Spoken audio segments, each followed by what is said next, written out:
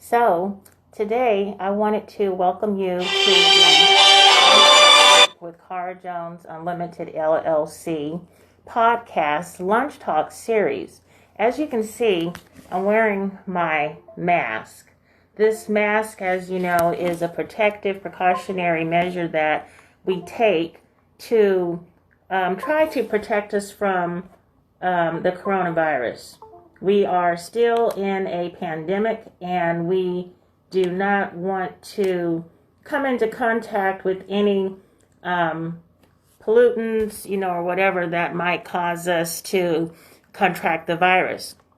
Today I wanted to talk to you guys about cabin fever. We've been in this pandemic since pretty much about March, mid to end of March. And so we're going into now March, April, May, June, July, August, 5 months of a pandemic. So I wanted to talk to you about cabin fever. Cabin fever is, according to psychological symptoms, it describes what people may experience when they are unable to leave their home. Okay? When you're unable to leave home and engage in social interaction. And right now, we are all staying in place as much as possible, right? For me, I'm at home. I can't go out and work and whatever, okay?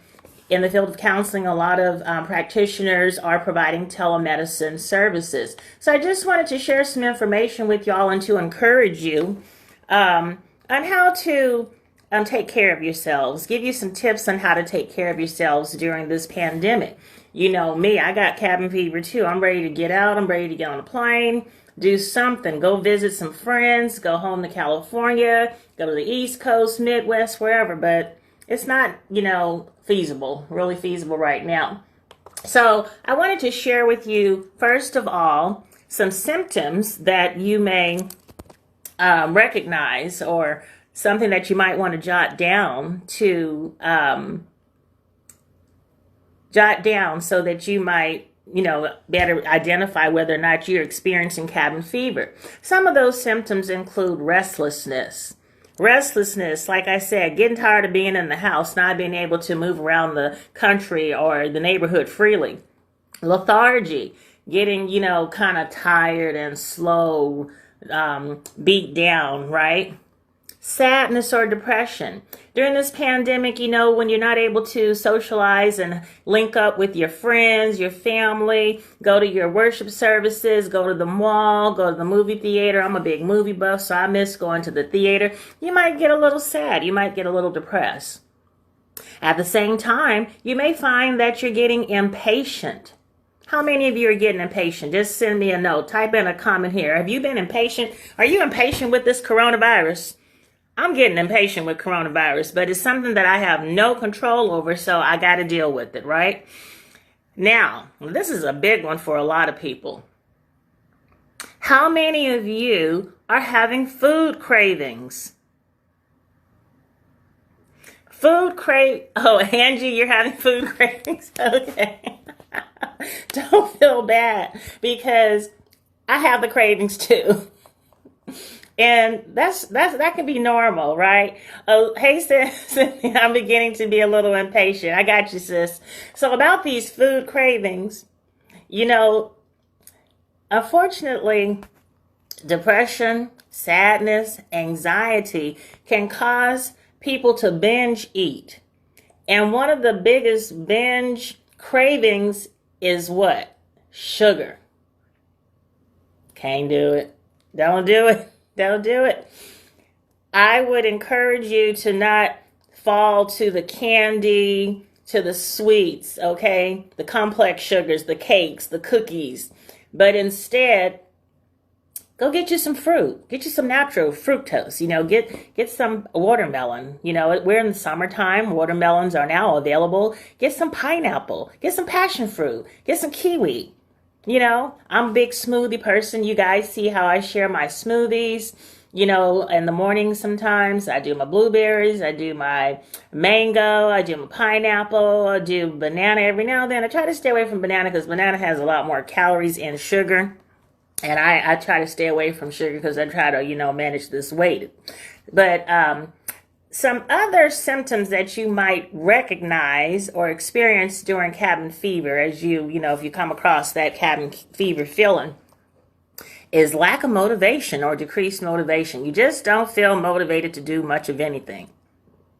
And if you find yourself in a slump or in a rut where you don't feel motivated, okay, you have to empower and encourage yourself. You got to speak to yourself and say, self, get up.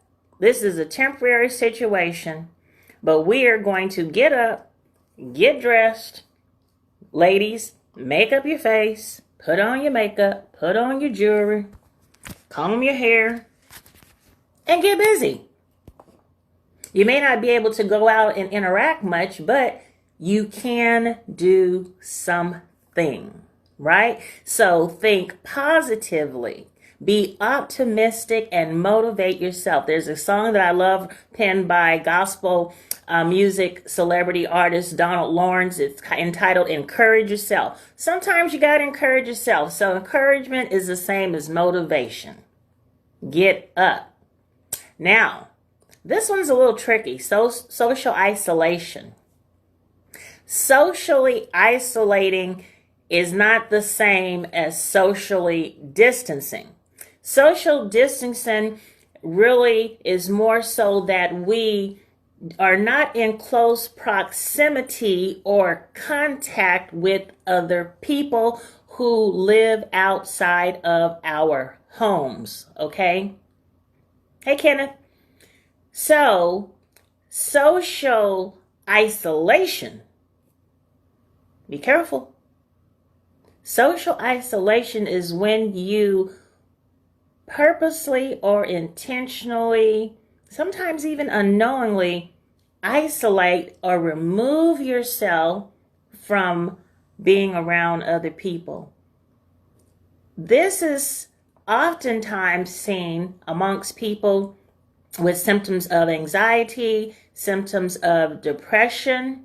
We got to be real careful with that because, they say idle mind is the devil's playhouse. You've heard that before, right? Well, same thing kind of goes with social isolation. When you socially isolate yourself and don't allow yourself even phone contact, email contact, social media contact with other people, and you experience depression, anxiety, it could, put you in a tailspin, downward spiral. And we really don't want you to have to go through anything like that. So make sure that you maintain some social contact, but while also social distancing, okay? Now, this is a big one. And y'all know I'm a walker. I try to get my 5 miles in every morning. Cabin fever can cause you to have difficulty walking. Why? Because when you are in the house or you're staying inside more, you become less active. And therefore your limbs, your legs, your arms, feet, appendages, right, can become a little slow. So it's important always to keep the body moving, right? That helps our health, it helps our blood flow, our circulation. It'll even help your mind. For me, walking, I think I posted it yesterday. Some people walk for exercise. Some people walk, for coping strategies, for reflection, to commune with nature. I do it for all those reasons. And during this cabin fever, let's say that you have mobility issues and you're not able to get out there and just walk, your neighborhood early in the morning or something like that. None of us can go to the gym right now. I really hate that. But, we got to be safe. But if you have mobility issues and your walking is limited, your walking ability is limited, you can still walk indoors. I will honestly say there are many days that regardless of whether I walk outside or not, I still get in at least 3 to 4 miles inside the house. So walk around the house, walk around the kitchen, walk from the kitchen to the den, to the great room, to the living room. If you have stairs, it's even better, and you can walk the stairs, go up and down the stairs, okay? Go to the garage. If you have a backyard, go walk in your backyard. Be creative. We got to be creative with this thing, right? Another symptom that might show that you are experiencing cabin fever is frequent naps. Now, I'm going to be honest. I like my naps. I don't get them often during the work week, but I enjoy my naps. And often on Facebook, y'all will see me post, oh, it's time for a Sunday nap. And naps are good. Naps are refreshing. Siestas, take a little nap, take a breather, refresh yourself, revive yourself. But if you find yourself where you are laying down frequently and not just taking a 30 to 45 minute power nap or something like that, but you're sleeping for hours on end, you might be sinking into a depression. And if that's the case, you want to pay attention to those symptoms and do a feelings check. How are you feeling? Ask yourself, how are you feeling? Be present, right? Talk to yourself about what you're experiencing. Jot it down. I believe in journaling, writing things down. Make a list. What am I doing or not doing that causes me to want to nap?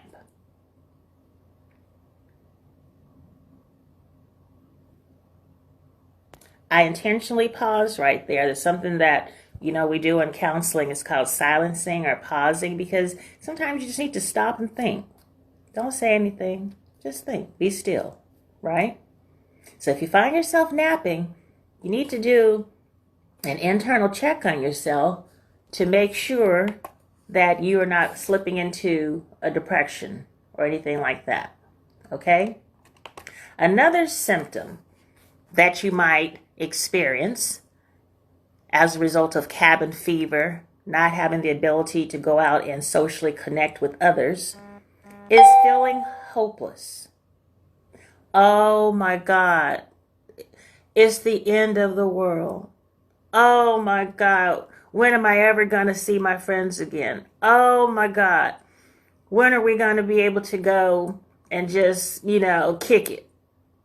Hopeless. Oh my God, I lost my job due to COVID-19.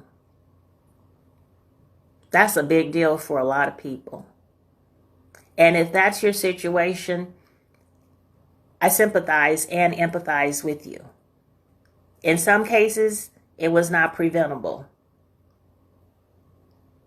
Either way, if you find yourself feeling hopeless, always remember, as long as you have breath, you can breathe. You have breath in your lungs, in your body. You are alive. And if you are alive, there is hope. If you find yourself in a place of hopelessness, tap into your higher power. That source that you consider and acknowledge being higher than you. For me, my higher power is God, because I'm a Christian. But I don't impose my faith on anyone. Whatever or whomever your higher power is, tap into that source for strength, light, energy, encouragement, sufficiency. Okay? Because we don't have to feel hopeless. If you find yourself in a place of hopelessness, engage with other people. I posted yesterday on my Instagram about the toolbox. In clinical mental health counseling, we encourage our clients to develop and to keep adding to their toolbox. Your toolbox is basically your a gathering of resources, tools, whether they be people, places, and things that you can tap into when you are in need or crisis. Who can you call if you're feeling depressed, anxious, hopeless, if you feel like binge eating? What coping strategies can you implement if you feel any of those behaviors or symptoms that I just mentioned? Begin to develop a toolbox for yourself, whether you are engaged in a counseling relationship with a practitioner like myself or not. I will say to you, having participated as a client in counseling most of my life and now providing said services, counseling has proven beneficial for a lot of people to help them live healthier lives and to help them eliminate maladaptive behaviors. But build you a toolbox. Start making you a list of people who you might contact, be in contact with, a support system. Okay? Oh, you're requesting to be in my video. Hold tight. Another symptom of cabin fever may be a change in your weight. Now for me, this cabin fever has done me good. I'm going to be honest. I've lost 20 pounds. Yippee! Hip hip hooray! Yippee! Some days I look thinner, some days I don't. But you might experience changes in your weight. Now, if you are not moving around as much and you're binge eating, you might gain weight. Be careful with that, okay? If, however, you are remaining active or you have increased your activity, I know a lot of you, like Cynthia, you post like me that you walk, you get your walk in every day, whatever it is, you're moving your body. You might see that you're even dropping a few pounds. If that's what you want to do, hey, do it. But watch your weight, watch your diet, watch your nutrition, your choices of foods, and what you consume, okay? Also, while we're talking about foods and what you consume, some people have increased their alcohol consumption during COVID-19. Some people have resorted to drinking more alcoholic beverages than they did prior to the pandemic. I will not say don't drink. I will say if you choose to drink, drink responsibly and never drink and drive. Okay? But beware, while we're talking about nutrition, do some Googling because those dark alcohols have more sugar, and sugar can add on the pounds. Okay? Lastly, another symptom that you might experience with cabin fever is the inability to cope with stress. How many of you, by show of hands, have felt that you are becoming stressed out, having to social distance, stay around the house more, not get out and mingle with family and friends? I pray that is not the case. I pray that you are not stressed out and that COVID is not doing that to you. Don't you allow COVID to do that to you. But if you find that you are experiencing an inability to cope with your stress, I would encourage you to talk to somebody that you trust, and or even an unbiased professional like me, a therapist, counselor. Although I don't recommend or refer over the internet, one source that I will share with you for researching counselors in your area across these United States and this country is a wonderful website called psychologytoday.com. If you type in on your internet browser www.psychologytoday.com, you can type in your zip code and or your city, and you can research therapists, counselors who have profiles advertised on that site. I previously had one on there. I will get one back up there soon, now that I am in Texas. But if you want to talk to someone, look on there. Also, you can always dial 211. 211 on your phone is basically a general information service, and they provide a lot of different resources for various situations. Okay?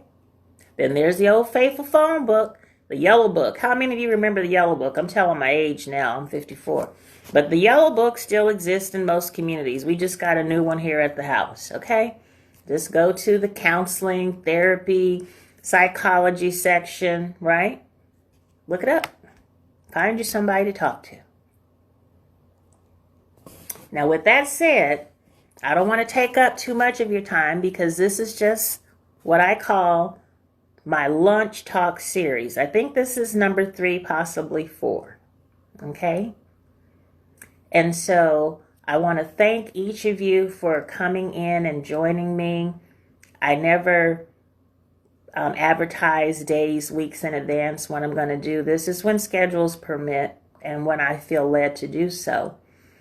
But based upon posts that I've been reading on social media, articles, journals that I've been reading in the field of counseling during the pandemic, I thought I might come in and share with you all on the topic of cabin fever, how to understand what it is, how to identify symptoms, and to provide you a few intervention techniques, coping skills, strategies, okay, to help you to get through.